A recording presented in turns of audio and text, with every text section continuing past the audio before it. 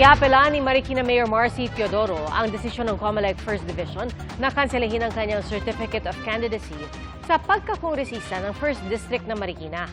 Ayon sa COMELEC, posibleng umabot pa sa Korte Suprema ang issue. Saksi, si Joseph Moro. Kinansela ng First Division ng COMELEC ang Certificate of Candidacy ni Marikina Mayor Marcy Teodoro para tumakbo bilang kongresista sa First District ng Marikina.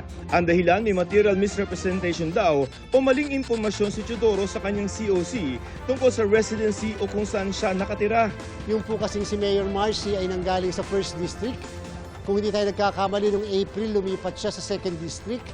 At pagkatapos, kung hindi tayo nagkakamali, August lumipat muli siya sa First District. So, ang assessment, ang sabi ng First Division, wala nang 1 year before the next election of May. Ang sabi po kasi ng ating batas, kinakailangan meron kang residence.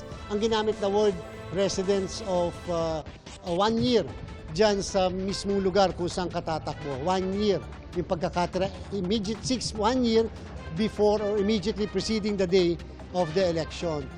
Sa COC ni Teodoro, inilagay niya na taga-barangay San Roque siya sa 1st District ng Marikina base sa transfer of registration na aprobado ng Election Registration Board ng COMELEC Oktubre ngayong taon.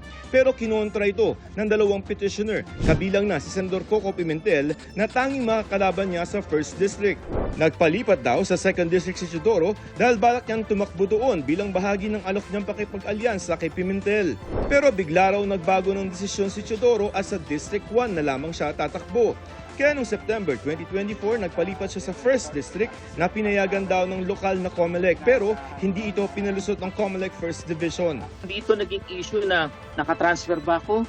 Nakumpleto ko ba yung residency requirement? Kung hindi in-establish po talaga saan ba siya residente. Sabi ni Teodoro, nagpresenta siya ng malakas na ebidensya na nasa District 1 ang kanyang tirahan. Buhat daw nung konsehal at mayor siya, yun daw ang address na kanyang ginagamit. Tingin niya nagkamali ang COMELEC First Division, kaya raw iaapela raw niya ang desisyon. Si Pimentel naman ang sabi wala raw pwedeng ibang sisihin si Teodoro, kundi sarili nito. When you're running for a high office like Member of Congress, you do not treat the requirements or lightly. Alam mo na, you have to be a resident in the district. Patalon-talon ka ng iba-ibang district. There is a price to be paid there. So, this is it. Ayon sa COMELEC, nasa First Division pa lamang ito at may 5 araw si Teodoro pagkakuha niya ng desisyon para umapela sa COMELEC Anbank at posible pang umabot sa Korte Suprema ang issue. Tapos na rin po ang filing ng COC, tapos na rin po ang period of registration, and that includes tapos na rin po yung transfer of registration. Kaya wala na po paglipat-lipat pa. Nag-inhibit naman si COMELEC Chairman George Garcia sa kaso dahil pareho niyang naging kliyente sina Teodoro at Pimentel nung siya'y election lawyer pa.